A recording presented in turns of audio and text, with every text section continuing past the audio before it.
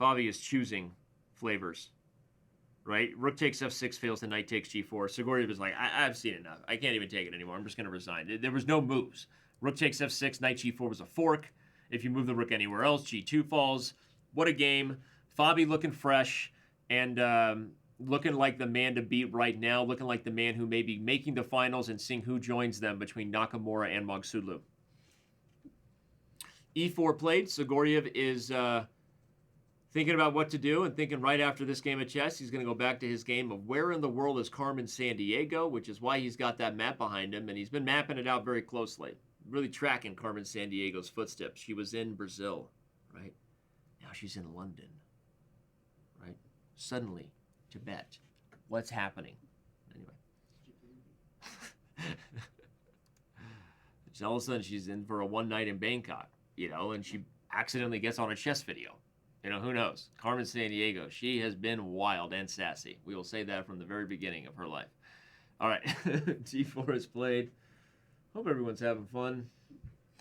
All right, Sjugirov is in a must-win situation as black. And here comes bishop to d4. This is just tough. White has a grip on the structure. A grip, so this is actually a wedge setup, but when you replace what would otherwise be the middle of a pawn chain with a piece, that's referred to as a wedge. You can put both bishop and knight in a wedge spot, but the advantages of it are that often the piece can do more on that square and creates more kind of tactical tension. There's more potential power when the piece is filling that square versus a pawn.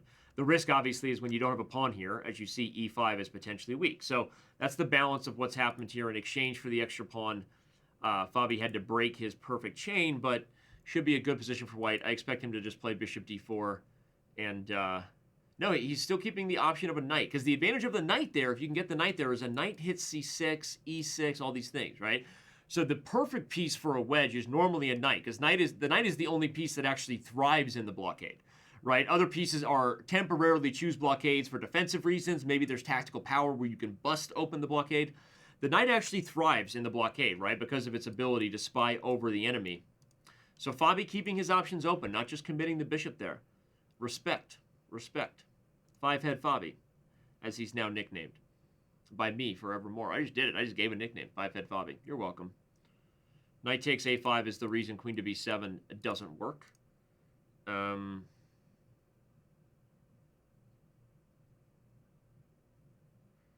Yeah, so he doubles the rooks instead because he needs to keep the queen defending the pawn. Now five-head Fabi's got to come up with something, because Sjugirov has played this well. Like, you can't move this knight to d4 without e5 falling. Ah, he does it, but e5's going to fall. Taste the soup. Where's the spoon? Aha! All right, I think e5 is falling. What Sjugirov is calculating is bishop e5, knight e6. So now that he takes it, but both pawn and bishop defend e5. Oh, but his idea is no matter how you take back, I still double rook. So yeah, so Fabi's all in on the idea of giving up the e5 pawn because the rook coming to the b file was such a problem. It was such a strong threat that white had to do something about it. Okay. Okay, all right. Bishop e5.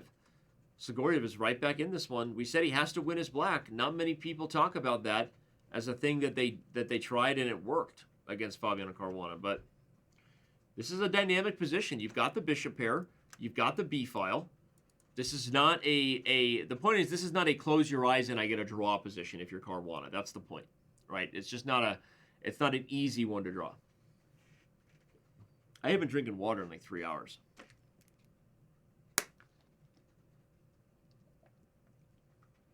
Oh, don't worry, I'm fine. Thanks for asking. b3, but now I can take and get b3, right? The risk is my dark squares, so not really into that. Bishop d4, rook b3, queen h6. If f6, though, where's the mate? Where's the mate? It's dangerous, but where's the mate? Sjugirov is calculating it. Don't be surprised if he goes in.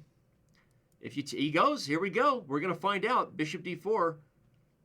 Take, rook takes b3.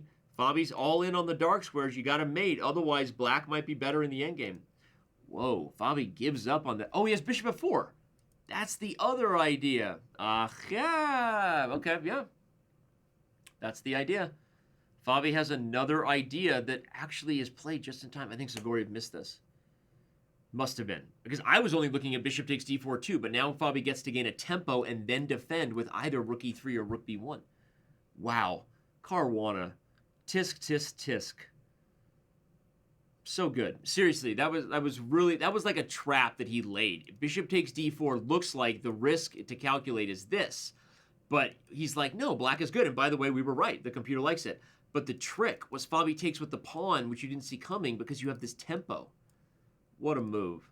And Caruana is going to be in a position that only white can win. Now this is officially Caruana. I'm punching it. Oh, I have a stamper. I get the green pawn, the official Chess.com pawn. Stamping it. Caruana's in the final. Not a position white can lose. We are going to be looking at Nakamura versus Magsulu in just a moment.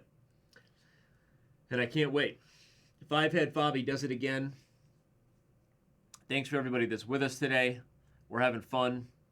And it's a Tuesday, so sometimes it's a little bit, slow in terms of the online chess world.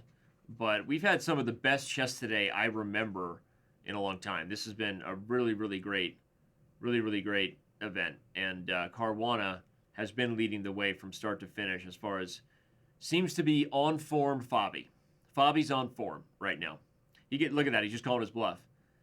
Okay, you can still just play tickle with the bishop and go back to g5 on the next move. Just calling his bluff. He's like, look, a draw is good. You don't have to. I mean, you don't have to play for a draw. He's kind of doing it, but I was saying you could have gone to another square. The point is, remember, if you're just tuning in, Caruana won the first game, so a draw punches his ticket to the finals, which is why there's no way he's not going. It's opposite bishop position where white's in control. Fabi can decide how aggressive he wants to be here. Wait, did that allow f6? No, there was a pin on the e-file. Okay, yeah. Okay, but now he can take and play h6 check. I know, but then f6. And so Fabi's being careful here. Rook to b8 allows rook takes e6, I think. I think Fabi might have just missed something. Wait, what's going on? He's got e7? No, but black is unwinding. The bishop can come to g5, but then we'd have to have a trade. Bishop d6 threatened queen d8. That was the idea. His queen's almost trapped. He has to go to h2. The rook guard the third rank. So now bishop e5. He's going to play f3 and queen g3. That's the idea. h6 blunders. Rook to b1. And Sjugirov is going to win. Holy crap. Dan, you jinxed it. Oh my gosh. We have bullet tiebreakers and Caruana gets mated. Oh my god. Oh my god. You guys, I did not make a bad call. This is completely winning for white. Anything wins here, but he lost his patience. He should have just played h6 first. Deny it and then take, and it's like plus 15. I mean, you're just mated on g7. So Fabi misses the win, takes the pawn, and then after queen h6, the position becomes a total mess.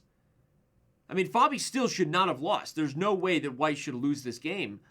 But slowly but surely, you could smell a rat, and now queen f5 threatens rook b1. Caruana had to find a way out of it, and he fails to do so. He plays h6 and loses on the spot. Gets mated on queen to d3. And I cannot believe it. I cannot believe it. When does the bullet begin? Ask and you shall receive, Dan. I love how everyone's going to blame me. Dan jinxed it. It's my job to commentate and say the truth and call it like you see it, right? Who was the guy who, whose voice wasn't heard? Joshua Chamberlain lives? What was his name? Joshua Chamberlain? I don't remember. Someone who was blaming me that I was jinxing it. You know? It's like a commentator isn't wrong to say, well, they're up by 2 touchdowns. The game's over. It's, it would take a miracle. And guess what? It took a miracle. Wow. Caruana now has to win in bullet, which is not his favorite thing to do. Not to say he's not an improved bullet player from where Fabi has been at, but he is not. He is not the best bullet player in the world. But we'll see if he can find his form, recover from that last very tough one where he kind of snatched defeat from the jaws of victory. Wow. I'm still just absolutely blown away. Okay, c7 is falling, but remember, it's the main thing about this that's really crazy is what? We're in sudden death. b6. What a sick move. The c file opens. I won't punch Favi's ticket because I already jinxed him once. It would be wrong to do it again. But this position is completely winning for white. No, he didn't. He got rook c8. Oh my god. Calm down, Dan. That legit hurt my own face. That hurt my face.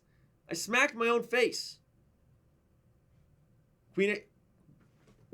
He hangs the rook. And Fabiano is... Oh my god. Oh my god. Holy crap. I'm on the edge of my seat. What is going on? Is Black going to settle the draw? And we're having another one? Fabi's playing for the win? What's going on? Oh my god!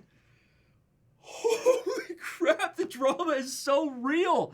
This is insane. This is insane, everybody.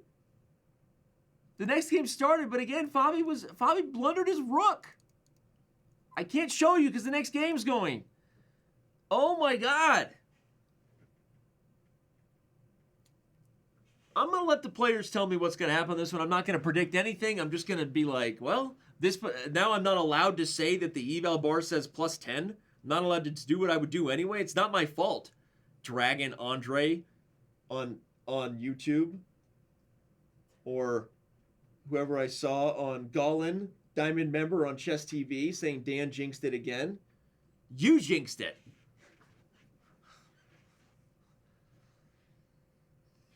Now Sjugirov is in a good spot. This is much better than the Queen's Gambit he had earlier. Caruana on tilt. Seriously, this is... G4 is a problem, by the way. Okay, he didn't play G4. I think G4 was a serious problem.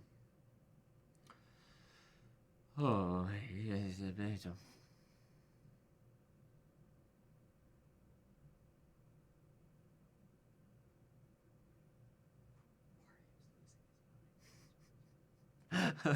just so you guys know, one of the funniest things you can't see is Parham Magsudlu on the Zoom chat, who's exhausted and waiting for his chance to play, and he's about to get it because Fabiano just lost.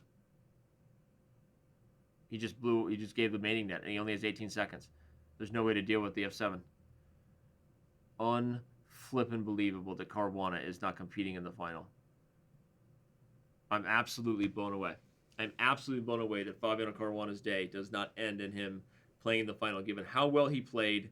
He dominated the regular portion. He was literally +15. He won the first game. Remember how I said not many people have been in must-win territory as Black against Fabiano Caruana and lived to talk about it? Well, one of them has. His name is Sanin Sjugirov.